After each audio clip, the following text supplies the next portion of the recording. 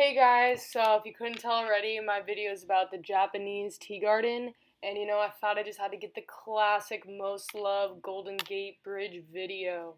So my main question is, how does the context of Japanese culture in California in the 40s fit into the significance of the Japanese tea garden? Once you finally make it out of the parking garage at Golden Gate Park and walk down to your right, this is the first glimpse of the Japanese tea garden you see.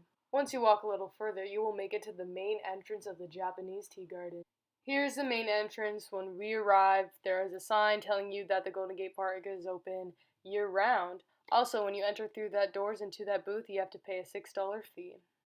Alright you guys, let me hit you with some background information as I walk through the garden, speedy quick. The Japanese tea garden was created for California Midwinter International Exposition of 1894. This exhibit was of course the Japanese village and was created by landscape architect Makoto Hajiwara. There were other exhibits from other countries as well at the International Exposition, but only this exhibit was saved after the exposition. Reason being, Mr. Hajiwara and the superintendent of Golden Gate Park came to an agreement to make the garden a permanent Japanese-style garden as a gift of prosperity. Mr. Hajiwara then became caretaker of the gardens and provided it with his wealth and creativity to create the now 5-acre garden. He and his family lived and cared for the garden up until 1942. Here we have a photo of Mr. Hajiwara, who passed away in 1925. His grandchildren kept up with the garden up until 1941, where every Japanese in San Francisco was incarcerated and moved to internment camps. As the anti-Japanese movement took hold of San Francisco, not only were the Hajiwaras deprived of their garden, but original pieces as well. Anything representing Japan was demolished and burned. Even after the war ended, the family was still denied to return back home. Rehabilitation for the garden started again in 1952, where we recognize pieces of today.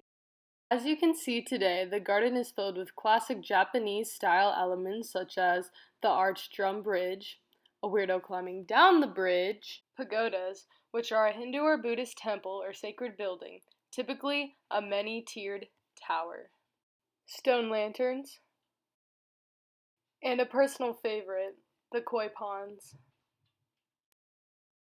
Most people might think the garden's significance is just a place to get Insta-baddie pics, but that is totally not the case. After interviewing talk from the gardens via email, it was pretty clear to see the significance of the garden is for the public to see and observe Japanese horticulture. What's that, you might ask? It's the art of practice of garden cultivation and management. Another question I asked talk was, how has it changed over the years, and is it more for the tourist or keeping Japanese culture alive here in San Francisco?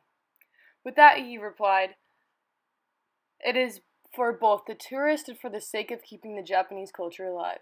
As for the question of how it was changed over the years, there is no change in the recent years, but as compared to the early days, the garden has expanded to today's 5 acres.